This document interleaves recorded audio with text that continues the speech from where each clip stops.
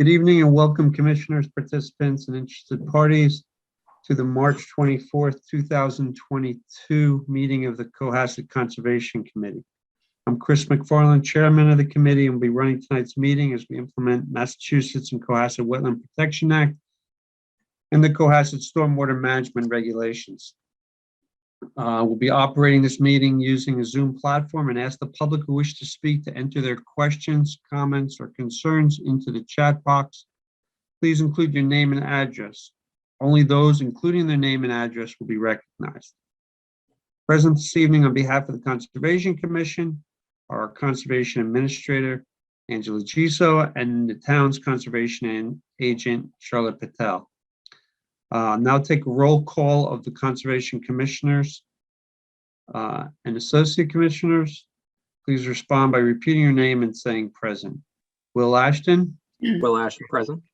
Tom Bell? Tom Bell, present. Kathy Berrigan? Kathy Berrigan, present. Eric Eisenhower is not here this evening. Trish Grady is not here this evening. Jay Pampari? Jay Pampari, present. Chris McFarland, present. And Chris McIntyre, Associate Commissioner, is not here this evening either, but we do have a quorum of 5 commissioners. Yes, 5 commissioners.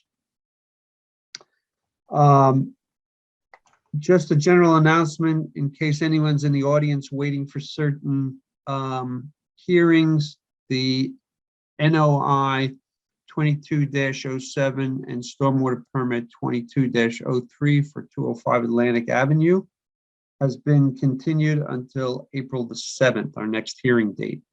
And NOI 21-26 for 12 Hobart Lane has also been continued till April 7th. Our first hearing this evening, I'm going to let Charlotte bring people in. There is a notice of public hearing here, so I'm going to read it. For 90 Gammons Road, in accordance with Massachusetts General Laws, Chapter 131, Section 40, the Cohasset Wetlands Bylaw and the Cohasset Stormwater Bylaw, the Cohasset Conservation Commission will hold a public hearing on Thursday, March 24th, 2022 at 6:30 p.m. via remote participation on a Zoom platform for notice of intent 22-10 to modify a driveway and parking court within the buffer zone at 90 Gammons Road.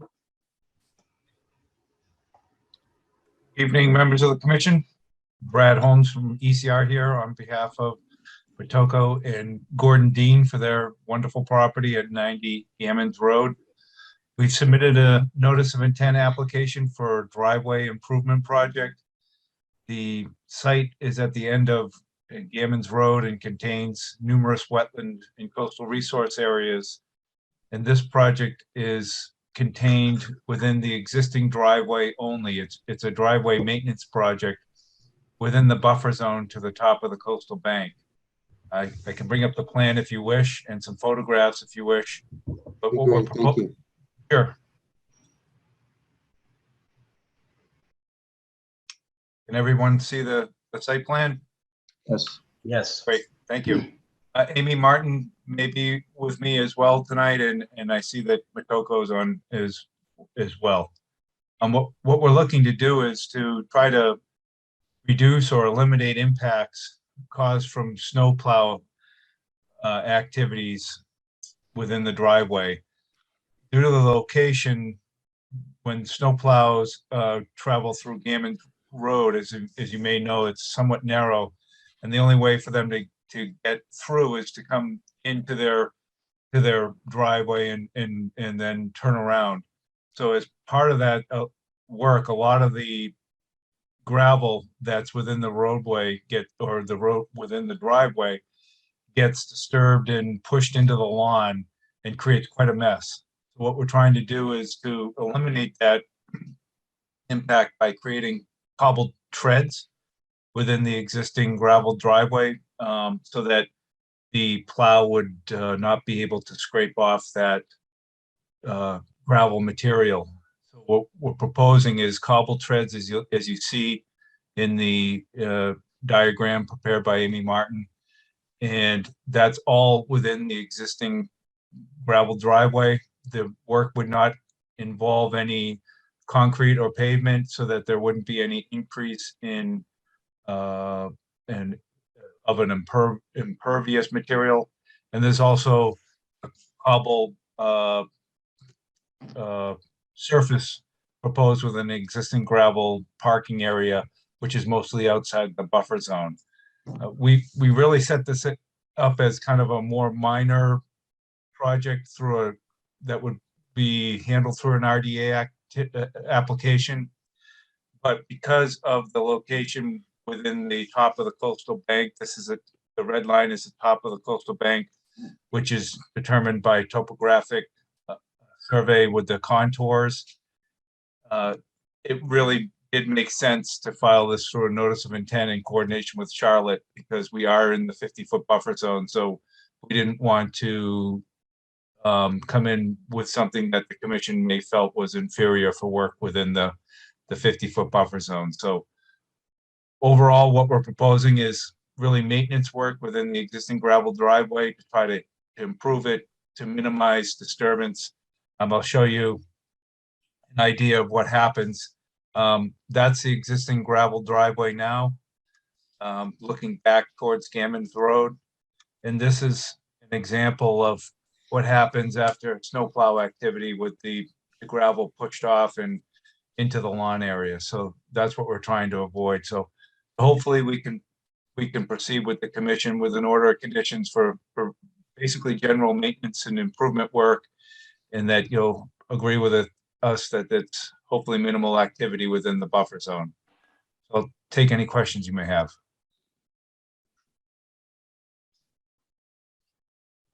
Charlotte, do you Brad, have anything- just go ahead, Mr. Charlotte, Chair. Charlotte, do you have anything to add to this application? No, not really. I do have additional pictures if you guys would like me to show the rest of the driveway, but I did talk with Brad that it might have been better to submit a notice of intent just given the close proximity to the coastal bank. So we just wanted to be a little cautious in that sense.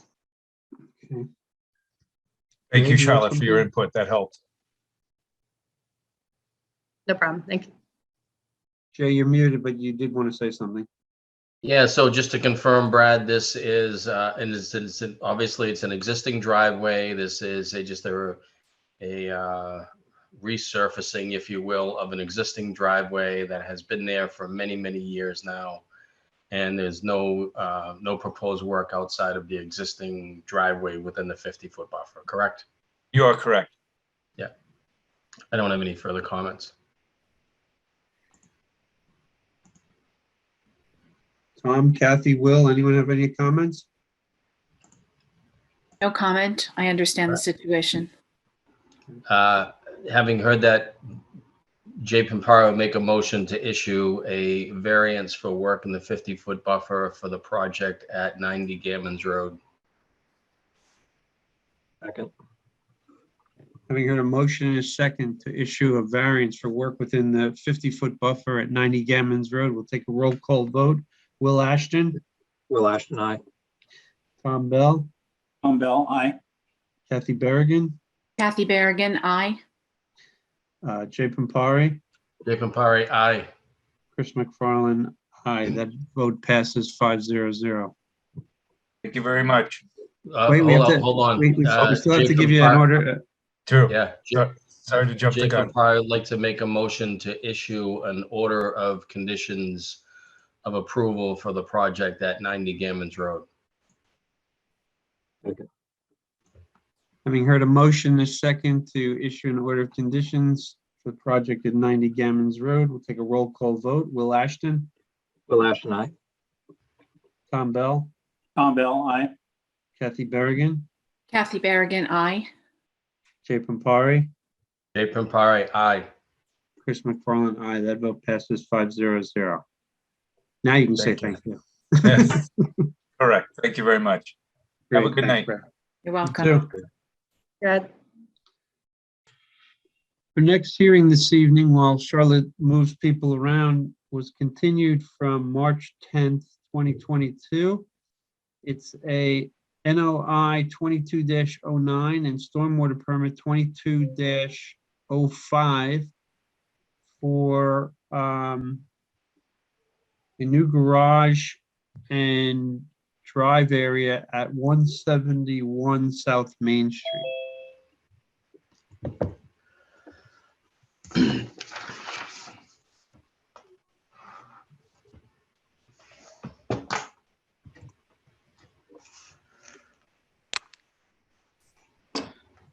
Good evening, members of the commission. Can everybody hear me? Certainly can. Yes. Great. So thank you. As many of you may recall, last week, David Newhall and myself presented an addition to our house to build a garage.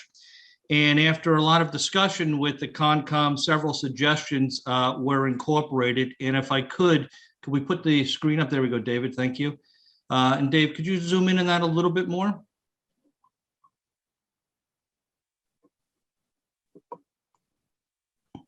And one more time. Perfect. Okay.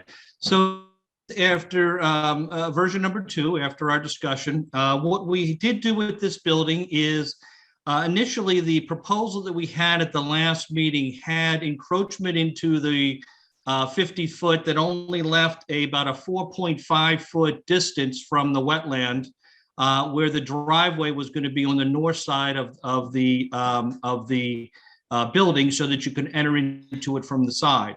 That has now been changed, so our closest impact is 19.2 feet from the BVW. And again, this building has been rotated so that the cars will drive directly into the building versus a driveway on the top and then turning into it, heading south into the building. And part of that was not only that encroached more into the 50-foot, but also some commissioners had concerns, even though that was impervious area, of the ability of potential drippings from the cars, oils, whatever it is, dropping into the impervious area. So that has been eliminated. Secondly, what we did is we also removed some of the existing driveway. And David, if you can point that out, we've shifted the existing pervious driveway south. So that strip has now been moved further after some suggestions. What can we take out of the 50 in exchange? So that has been moved over.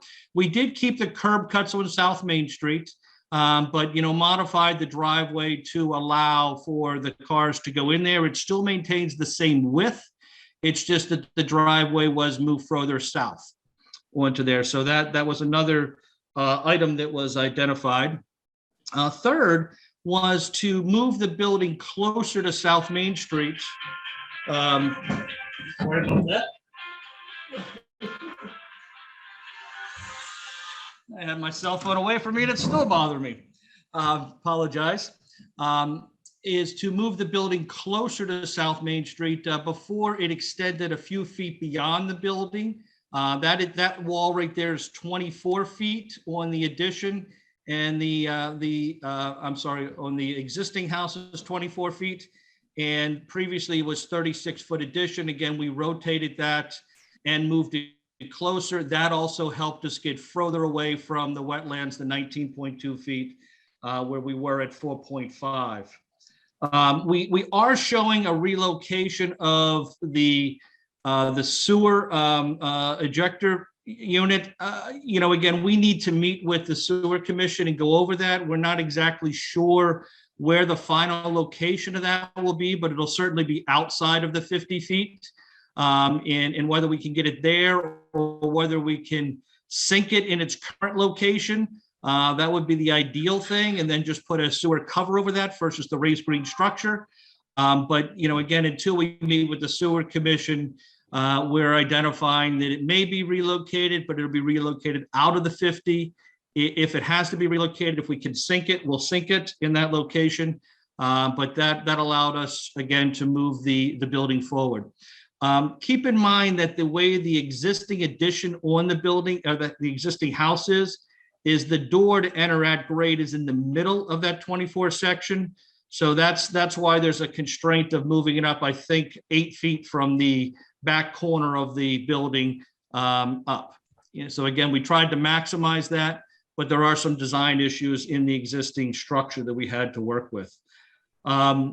Also on the plan is, I believe there's 50 plants that are being planted along the green belt up on the top, with plants that come off of the conservation's, approved planting species. So I guess with that, we're here to answer any technical questions you may have, but again, we felt the last dialogue was very productive and it's coming out with a better plan. And Charlotte's been providing some input to David as well during this process, and we've made, the revisions for that. So thank you. Thank you. Charlotte, do you have anything to add? No, I can, if people want me to pull up pictures from my first visit, I'm happy to do that as well for reference. Does anyone need to see pictures? I don't necessarily need the pictures. I think this schematic says quite a bit about the project. I do have some questions if you're entertaining questions now, Mr. Chair. Yeah, please do. So to the applicant, first off, thank you for taking our considerations and comments into consideration and coming up with a revised plan here. The first comment I have, a question is, looking at the plan, you mentioned that there was some removal of impervious surface of the driveway that appears to be in the 50-foot buffer zone now. So I commend you for that, but I'd like to know how much removal of impervious, if you have that square footage area that you removed there, so that we can kind of get a better idea of. The overall question is, what is the additional square footage of impervious area as a result of this project that's currently not there now? And as a kind of a sub question to that is, how much of the existing impervious will be removed of that driveway? So I'm So gonna, go ahead. we have the added impervious of the addition here that will be recharged in these two systems through a system of roof drains. And for the driveway in this area here is about 270 square feet within the 50-foot buffer that's being removed. And so is that the next question is on the plan, the narrative, it's 28 by 34, but the diagram says 28 by 36. Is it 34 or is it That 36? 36 is a misprint. It is 34 feet long. I apologize. We can update that as a revision.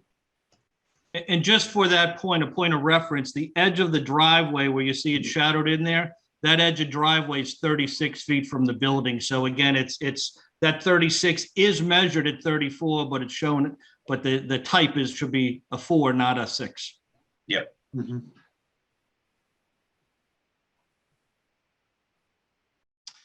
And again, I think as we've seen in the previous pictures that, this area inside the fenced area was used for parking for boats and other, there we go, perfect. You can see what was there previously in that area as a utilized lawn for storage of boats and other stuff that will no longer be there.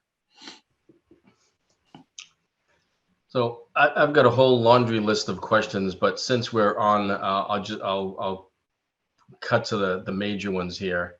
Mike, you had mentioned early on in the application here about the reasoning for the addition to help out with family members who are in need, et cetera, and I certainly sympathize with that. The question I have is, what is the need for the 3-car garage, or it looks like a 3-bay garage there in the 36 feet? It seems like I would love to have a 36 by 25 foot garage in my house. It seems to be a little large and quite honestly, significant encroachment in the 50. So I'm looking for some rationale of the 3-car garage. Sure. So first, just to clarify, it is 34 feet. I know it says 36, but it's measured at 34. Not that that 2 feet is going to change that question you've just asked. In essence, with we have three families, my wife, myself, and then my in-laws. We have three cars. That's why it's a 3-car garage. Plus, if it was a 2-car garage, it really wouldn't help as much, just because of how the configuration is. When we put this in, we tried to keep it so that, the cars would not be parking out on the street. They or in the driveway, they would be inside enclosed areas in inclement weather. As we are all aging, cleaning off snow on cars is more of a challenge than when I was a lot younger, and certainly where they are right now. So the objective was to have the 3 cars into the garage. That's why it's three-car garage. And where will you keep your boat? It's a pretty big boat. Where are you going to keep that? That boat will not be kept on property anymore. Yeah, we're not going to have any more outside storage of boats. So that'll be removed and eliminated by this design.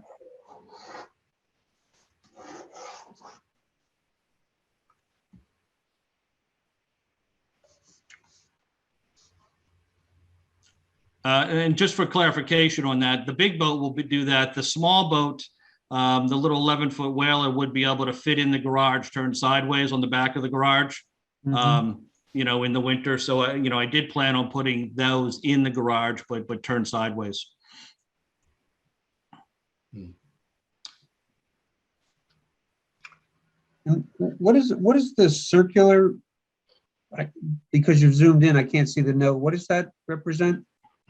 So that's for a stockpile of material. When we come in, we're going to have to move some gravel into the yard, and just trying to put that in its own isolated, area with the perfect the stock around it, just to protect any migration of that material. With that stockpile, obviously the stockpile there is in the 50-foot buffer. I see on the plan that there's a stockpile entrenched silt stock barrier with stabilized with ryegrass mulch and erosion control blankets. But once that stockpile is in, and I'm assuming obviously a foundation is going to be poured, how long is that stockpile going to be there? And I'm kind of from a construction standpoint, in addition to an environmental standpoint, how long is that stockpile going to be there, and how are you going to get to it if you pour a foundation for that garage? It would still allow for a small kubota to get around the side of the building before the plantings go in, just to, spread that out and backfill along the edge of the building and make sure that we have the ability of getting the rock and the gravel in there for the infiltration areas. And then that'll just be graded back into the lawn. Again, that all is a finished lawn that is cut. So it's a lawn. And then, as soon as we can backfill, and we'll do that, we'll do it. So it's a temporary staging area for soil? Yep. Yes, sir. Yes, sir. We'll probably have to bring in a dump trailer. And when we start, that'll be used more for the topsoil and any gravel. Any of the excavation where the footings are going to go, some of that we're probably just going to have to export, just because there's not much room on site without impacting anything more than we need to.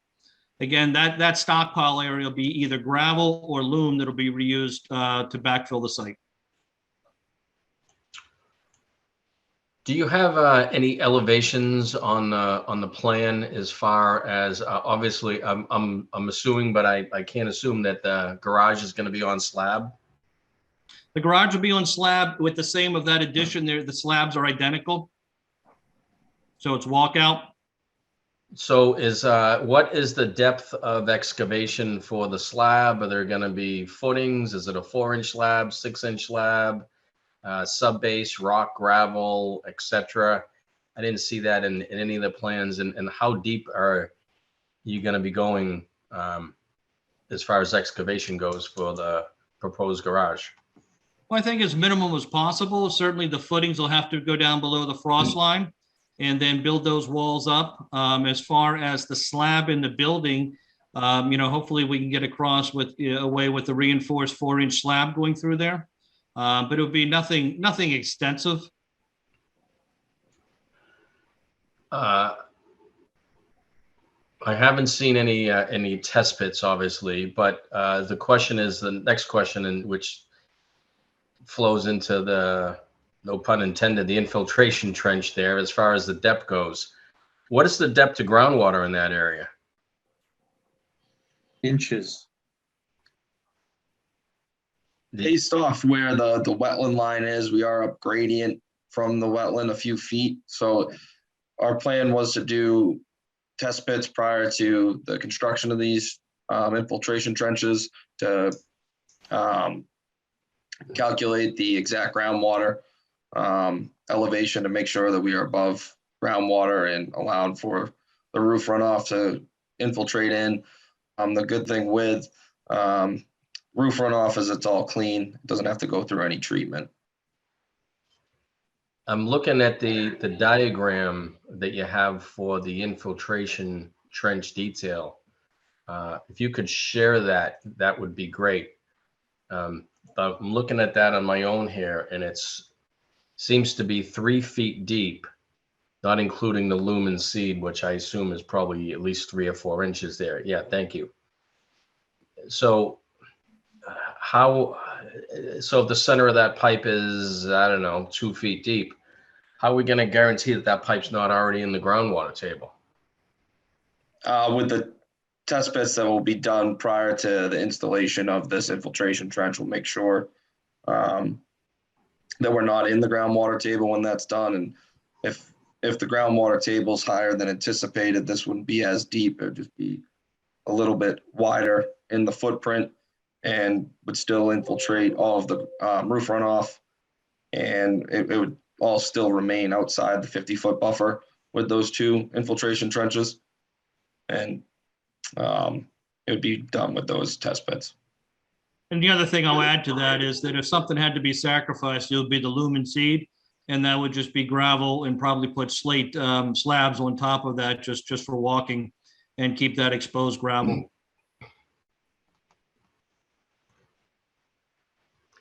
And can you, since we're on the diagram right below that, talk a little bit more about the overflow pipe?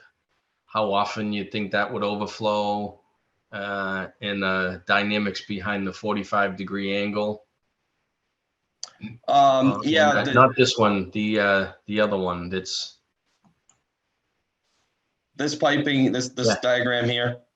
Yeah. This is just the max angle so this would be the perforated pipe in the stone trench.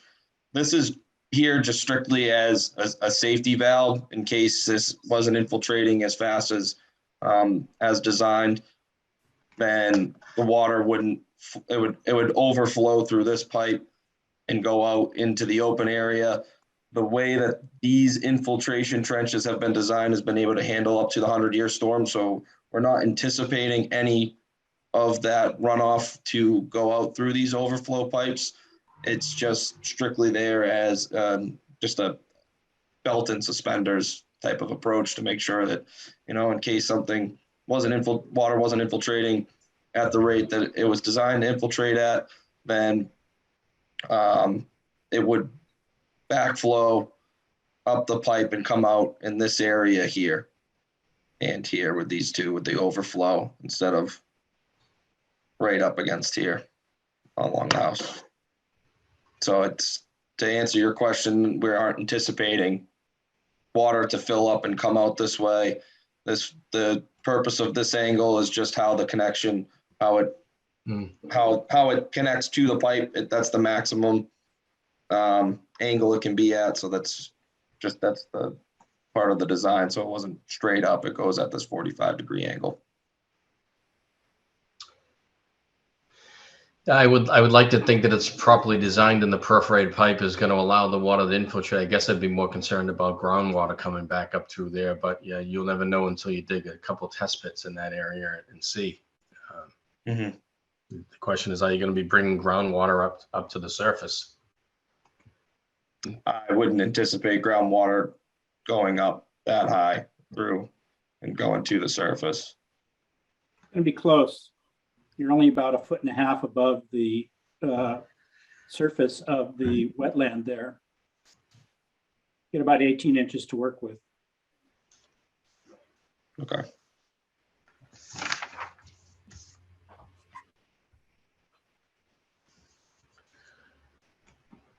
So just to go back to the excavation in the garage area, you say you're gonna go try and go down to the frost line. So I'm assuming you're gonna try and go down 48 inches for those footings Yes. again? Mm-hmm.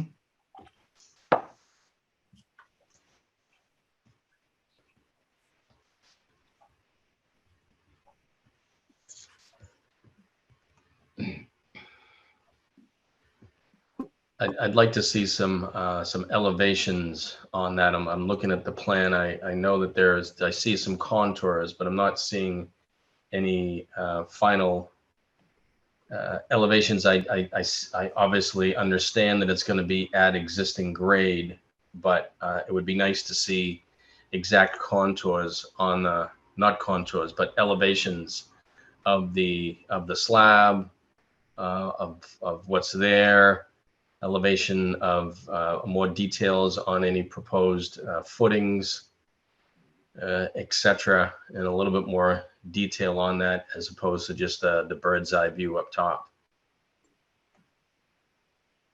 And if you're going down 48 and you're into the water, how are you going to place the footings? And have you considered a shallow foundation for us?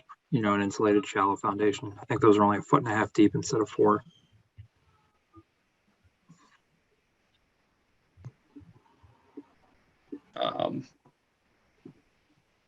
Mike, do you have have you considered doing the smaller shallow footings or?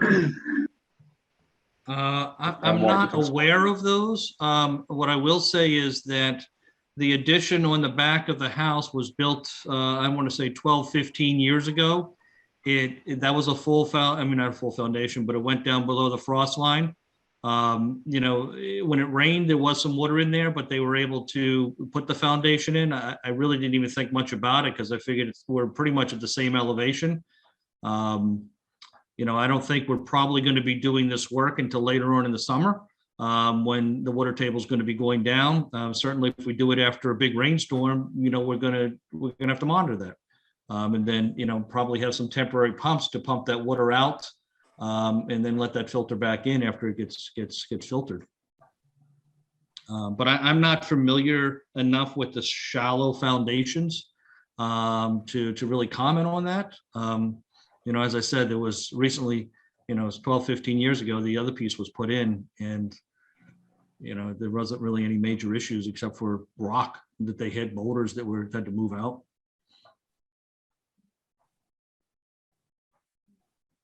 Well, if the project were approved, we'd like to think you're not going to experience any issues, but I just want to make sure that we have a plan here in front of us as far as conservation goes, so that our agent or any commissioners can refer back to it in the future. But yeah, hoping that if the project were to be approved, then there would be minimal impact. My next question is with respect to the plantings. Do we have any? Do we actually have a planting plan? I see here a proposed mitigation planting area, 1,900 feet plus or minus. I understand it's a 2-to-1 mitigation, so that is a positive. But what is the makeup of that? Do we have a landscape plan here on record? So these symbols in here are the different types of plantings that we have that are off your approved list with a mitigation plan schedule here. Can you blow that up a little bit, please? I'm sorry. Yeah. Okay. Okay, so we have the keys identified to what plants where. Yep. So these symbols are represented in that area, and then this is how it corresponds with quantity. Would you consider extending that planting right up to the driveway? And the reason I ask that is that obviously the area between your house and the wetland is, you know, it's been modified. Obviously, there's a lawn there, and certainly the use of that is, you know, what the, you know, it's boat parking, it's all kinds of things. And so, you know, I'm looking at this plan and I'm thinking, you know, does this improve or the buffer in some way? And in some ways it does, because it you know, water coming off the roof is considered clean water. You're putting it into an infiltration area. You're taking a little bit of asphalt out of the 50. So although you're building in the area, it was a disturbed area, but you know, what we don't want to see is things going on in that 50 that are kind of currently going on. So I'm asking, would you consider extending the planting all the way to the or even moving it, you know, moving what you have, if that number actually corresponds to the 1.5 times mitigation, you know, moving it right up to the driveway is kind of a real buffer that says this is your new project, but there's a limit, so that in effect we know that things like boats and stuff aren't going to end up there. Would you So the consider answer to your that? question, absolutely. And what I would say is that we would, you know, redo this and move it closer in that density, but move that in front.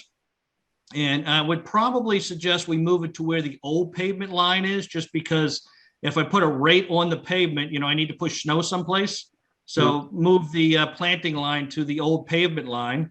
And then that right there, I think would, you know, confirm your concern about using that area for anything but for just, you know, a larger, more natural 50-foot buffer. And, you know, we'd even throw a few boulders in there too, just to alleviate any concerns in the future when, you know, someone buys this house in 50 years, they don't put a boat over there.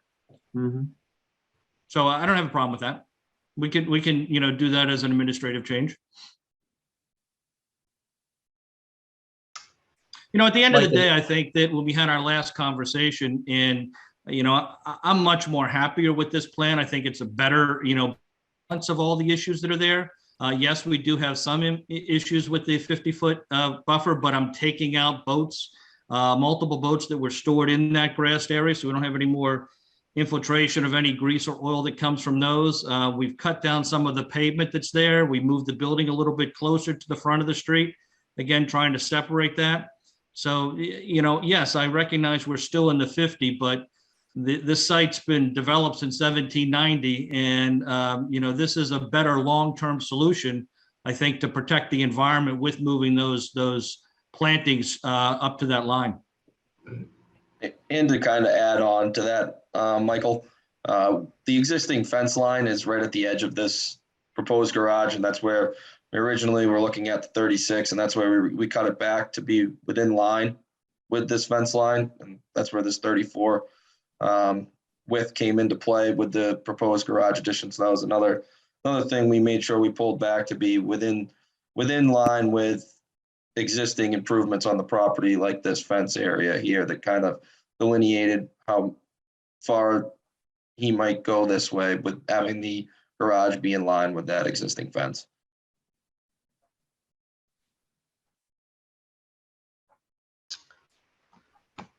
Mike, you've made some good points there with respect to existing conditions, et cetera. I think, as you know, being in this town and being on this commission in the past, we also have to have, you know, justification for every project on why we would approve or particularly deny a project. I would say that this project is almost unprecedented in town, and at least in the past 10 years, with new construction in the 50-foot buffer zone. Having said that, it's also an existing property, and there are some existing uses there, and things that you mentioned about the boat and other vehicles being now completely pulled out of that area certainly, you know, is a benefit. We just want to make sure that if this project were to be approved, that there's certainly lots of mitigation steps here, and there's rationale on why we approved it, because anyone driving down South Main Street is going to say, hey, wait a minute, what's going on over there at XYZ address, etc. So, we have to be cautionable on all this. And to my point earlier, when we have existing structures / driveways, etc., that are already in the 50-foot buffer zone or impervious areas, and you remove some of that, as you may know, and many times there's a little bit of a give and take. So where you take some impervious area out on one area, historically, the commission may have looked favorably upon adding it in another area. So I would really like to see the square footage addition at the end of the day on what the impervious additional area would be in the 50-foot buffer zone, so that we can talk about ways to potentially mitigate that, or have a further discussion, that as I keep an open mind to this project. Well, I think we heard that we're taking 270 out. And Dave, do you have the calculation of what's being included in there? And I think back to my point I was making before, if Dave, if you can flip back to the aerial just real quickly. And again, just putting on my environmental hat, been in your shoes before, and I look at what the existing site was used for, and 3 boats back there, and gas cans and everything, which I kept clean. But let's be honest, is that we have to always acknowledge there could be something that's happened, that you're now getting rid of all those uses that are there, and you're pulling some of the driveway out of the impervious. So I think for a reasonable person, if they question something, it's you show them this picture and you show them what was taken out, and there's a net long-term benefit to protecting the resources, particularly with the modifications of the planning plan that the chairman just mentioned, that I think we're all in good stead with being able to stand in front of the mirror and say that, yeah, this is an improvement. And that's what I've tried to do when we started this. And hopefully I think you're seeing that, again, the house has been here since 1790. As a matter of fact, there used to be a big barn right in the back of the property that where it says 50-foot buffer line, that was all within the 50-foot. And that was structure, I believe, was 60 feet by 20 feet or something like that, back when people lived off the land and they had to have their animals back there. So, there was prior disturbance back there that are shown up on old assessor's plans. Should have left the house there.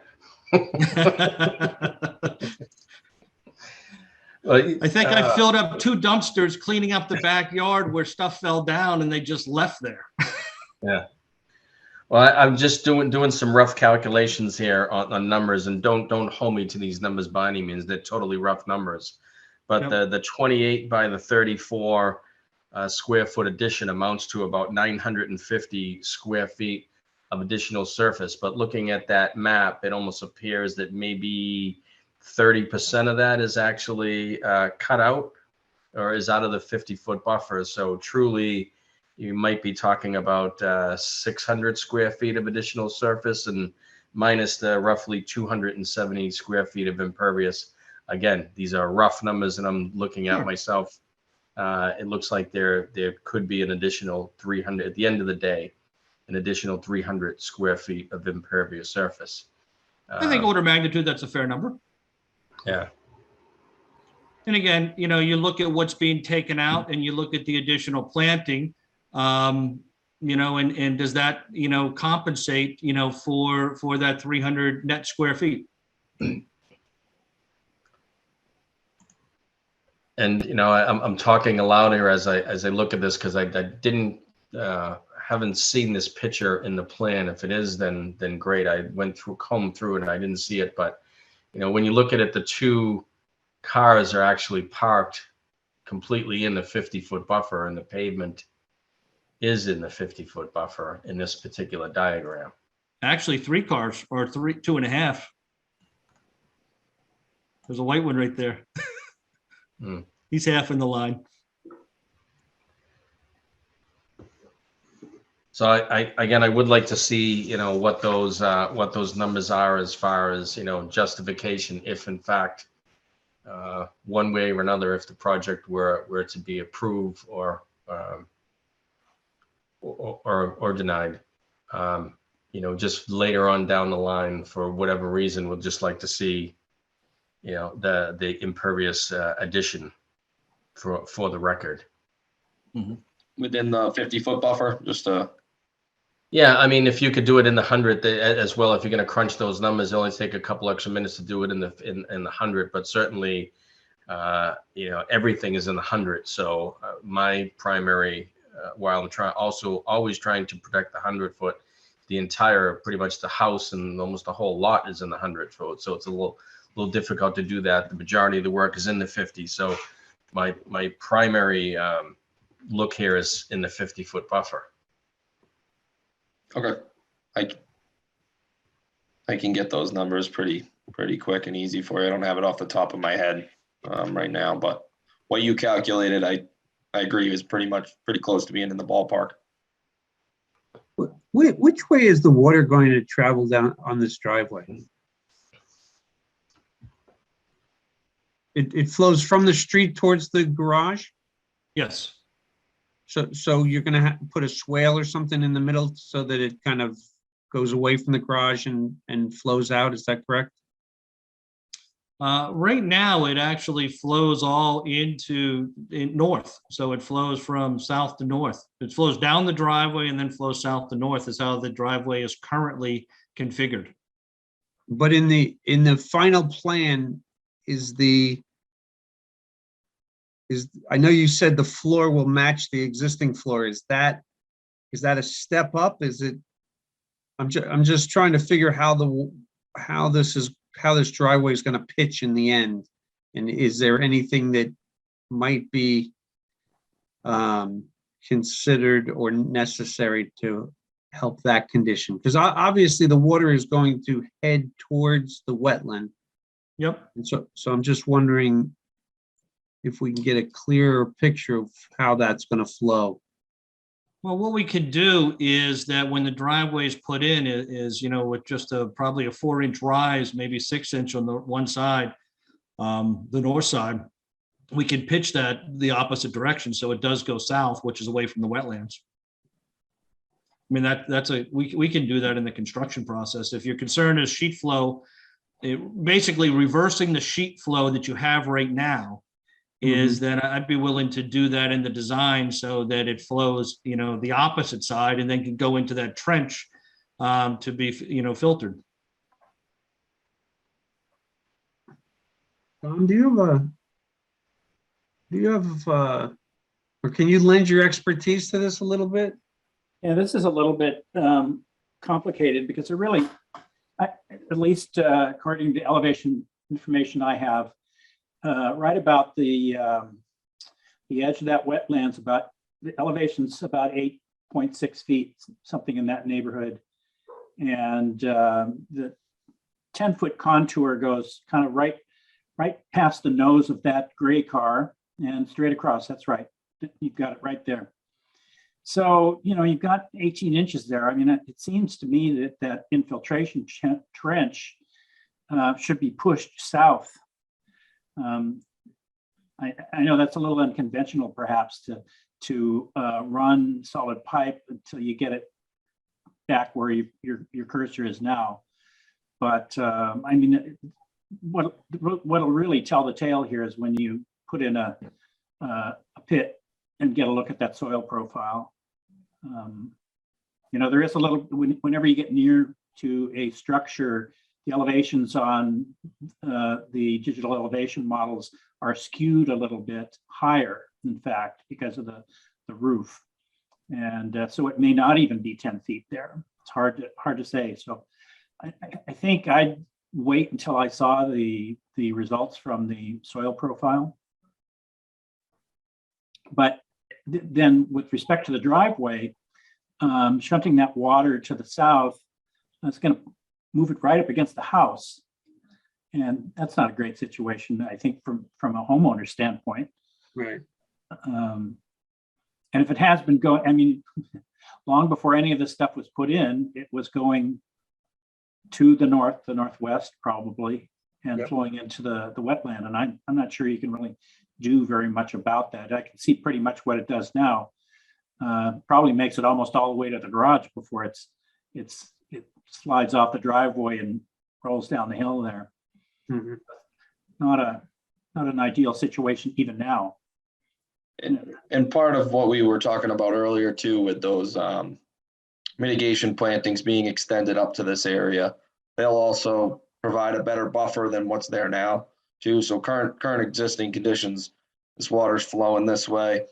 Now we'll have additional plantings in here, which will also help provide better filtering. It'll slow the water down. It won't go as quickly towards the wetland, and it'll be a higher quality runoff heading towards the wetland than existing conditions as well. Yeah, I agree with that. I don't think it's a good idea to be pushing that water towards the house. No, I didn't think so either. I just wanted to kind of understand what it might do. Yeah. Probably make a giant pond right where the sewer, where the sewer grinding pump is. So, Well, we don't want any infiltration into the sewer, so maybe that's not a good idea. well, And presumably again, all I that go piping is back. tight. And I was just going to say, I go back to this in moving those plantings up, and what this improvement's going to do is, yes, it's going to have a net increase of about 300 feet within the 50 foot. But there's a lot of other benefits to how this is being redesigned for the long-term environmental benefit of this project. And I think we can all see that.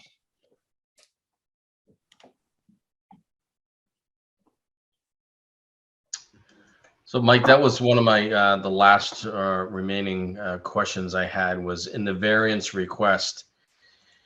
It specifically talks about describing in detail reasons for a variance and how this commission should treat this as rare and unusual. And, as you may know, that's really whoever developed these bylaws many years ago came up with the term rare and unusual circumstances, and that there's no adverse impact on the resource area. So if you could beef that up a little bit as far as describing what any adverse impacts are to the resource area, and further justification on what makes this rare and unusual.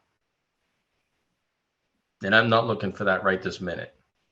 Okay.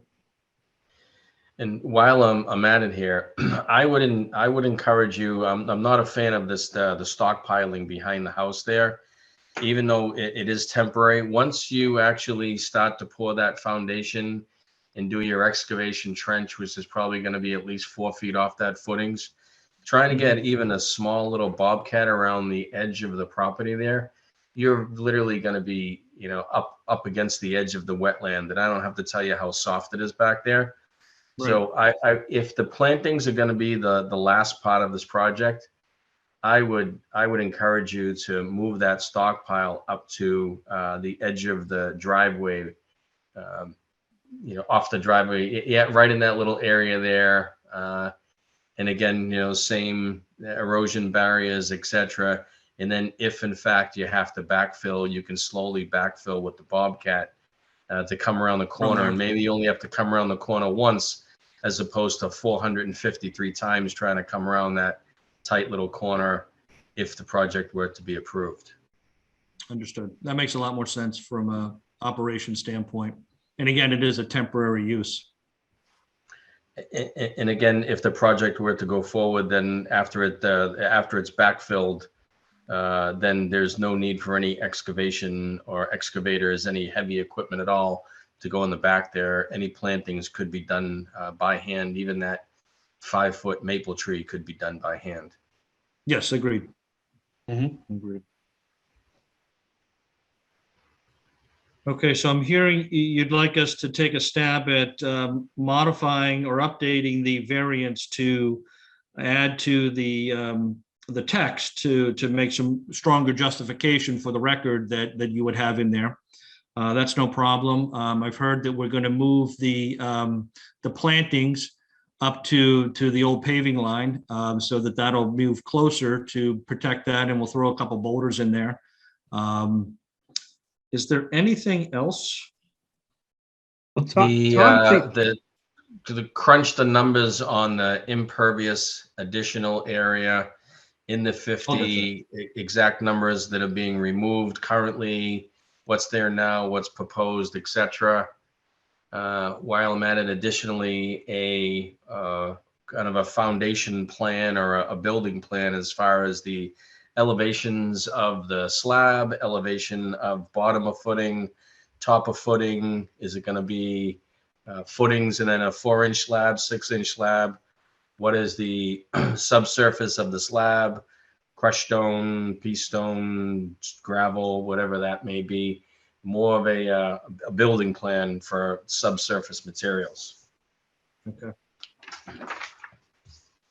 and Tom, you mentioned you thought that the infiltration chamber should move south.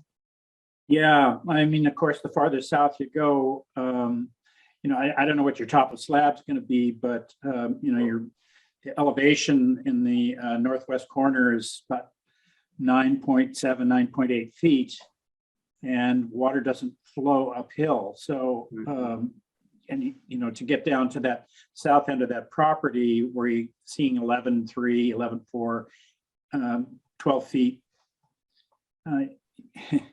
it's you might have your piping strapped to the side of the house. So that doesn't sound like a very good solution to me either. So it's going to be a little bit tricky here. I think we just kind of hold our fire and see what that trench, what the soil test actually tells us. And you may find that you've got to redesign it a little bit, maybe make it a little wider and shallower. So could we then potentially put into the conditions that, when we go to do that the, agent reviews, and we review the calculations at that time, and then, make any modifications outside of the 50 to accommodate any changes in the soil conditions? Well, we generally don't issue a stormwater permit until we do see that trench or that soil test.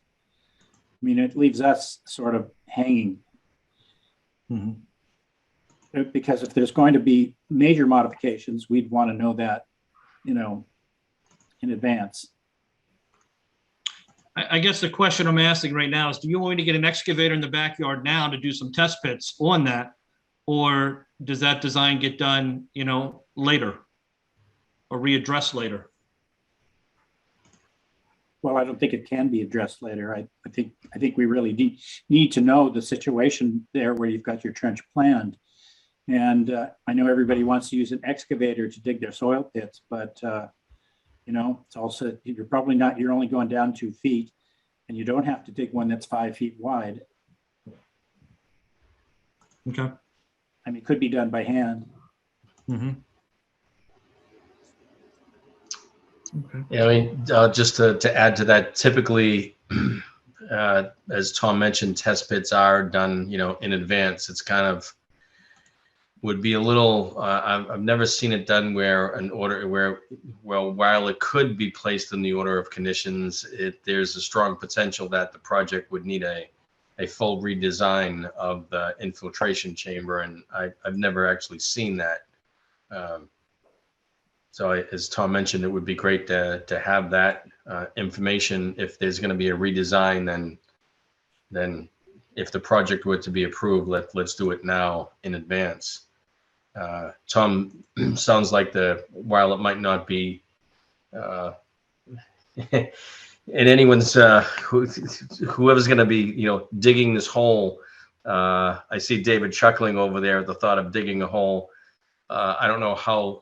I imagine you're probably going to hit groundwater within a few feet, and it's not like you're going to be burying a body back there. So it may take a little bit of time, a little bit of elbow grease, but you could probably do that by hand unless you have a tiny little excavator close by.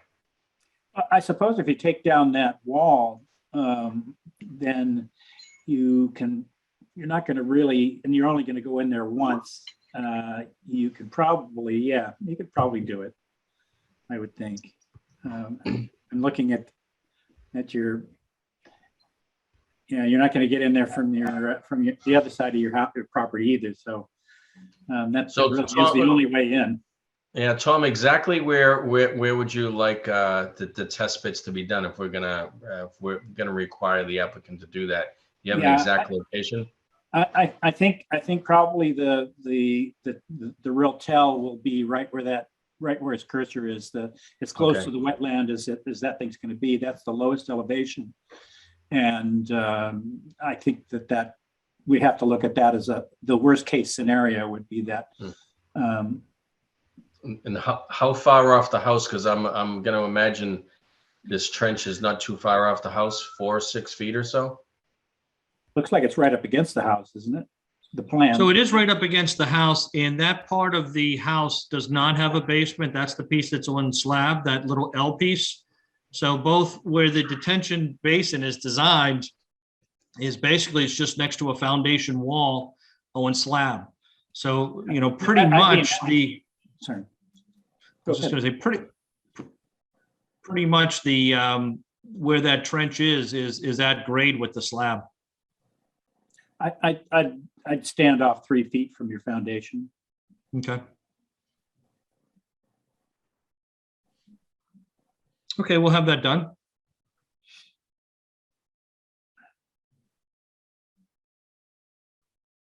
I'll make sure we have a couple interns with me. Well, unless you can, unless there's a backhoe in the nearby area, as Tom mentioned. I mean, there's one parked over by the garage. It's sitting there for a while. I was looking at that. There's 2 of them, but they're pretty big. Well, they're not minis, that's for sure. They do make fairly small ones that you can rent. That where you walk behind them. I think they have a scoop on them, and so that might be the way to go here. If you do get a little backhoe back there, I mean, there's many construction companies and landscapers that are in the area these days. It probably wouldn't be a bad idea. It only takes a couple minutes to dig a little test pit in the middle of that garage area or a couple of the corners, just to see, what you might be looking at down the road. Any digging of test pits are exempt from the wetlands rules and regulations, so you don't have to worry about getting approval, any necessary approval for that. Test pits are part of an application process, so you don't have to worry about any approvals for equipment and whatnot. And we'll coordinate with Charlotte when we're doing it too. Just like you said, people driving down the road, they usually like to see things. They might call. We'll make sure that we do coordinate and take all of the necessary precautions when doing that. You don't want that excavator to end up in the wetland like it did in Hingham Harbor the other day. I couldn't Did you see believe that. that? Yeah. I couldn't believe that. I knew I was having a better Friday than somebody. Well, as you know, when they see things like that, the first thing they say is, "Who's the dummy that approved that project?" And and then they say the Conservation Commission allowed that. Yep. Okay. Any other comments? Concerns? May I suggest? I guess it'll be at your next meeting. Yeah, that would be on April the 7th. Can we agree Okay. to continue to April 7th? Please. Perfect. Well, thank you very much. Thank you all. Thank you. Okay. We have some minutes for approval. We have minutes from March the 10th, 2022. We're all here except for Trish, so. That's okay. Did anyone have any comments to those minutes? No. I'll entertain a motion to approve. So moved. Second? Okay. Make a motion in a second. We'll do a quick roll call vote. Will Ashton? Bill Ashton, aye. Tom Bell? Tom Bell, aye. Kathy Berrigan? Kathy Berrigan, aye. Jay Pampari, Jay Pampari, aye. Chris McFarland, aye. Minutes are approved, 500. Thank you. Uh, Mr. Chair, can I just make a quick comment that I'm sure Mr. Eisenhower would second this, but it's very nice to see that the minutes are up from as early as our last meeting. And we're all, I believe we're all up to date on the minutes. So thank you for Charlotte and Angela, whoever's putting these minutes together, that it's done in a very timely manner. It's a lot easier to remember what happened 2 weeks ago than it is to remember what happened 9 months ago. So thank you.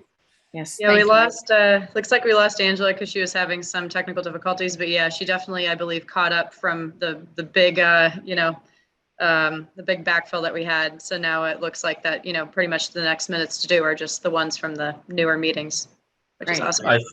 I finally congratulate her and she's not here. She's not here, yeah. Not on the You know, call. she's- I'll let her she's know. She's gonna hear that Jay had something to You'll say have to about let the her, midnight. she'll have to listen to the tape. Thank you, Angela. She listens to the tape for minutes, yep. Right. Okay, Agent Charlotte, do you have a list of updates here? Do you have any? Yes, I can be quick with these. There was a little bit of a mess at 102 Howe Road. So I reached out to the contractor who cleaned that up immediately. I was like, you need to get that done now. And so there's a stabilized construction entrance that's been reestablished, as well as, brand new silt sock erosion barriers around the wetland and the limit of work. So the contractor did a great job with that. And then just to add to Howe, since, Diab is right near it, all three sites at 3, 9, and 15 Diab Lane are pretty active. Most of them they've actually all cut down, the trees that they're supposed to. And 9 and 15, I think, have been starting to do blasting. So they're all pretty much kind of operating around the same timeline. I heard it this morning. Yeah. And so At I'm there 11 o'clock. frequently, inspecting erosion controls, things like that.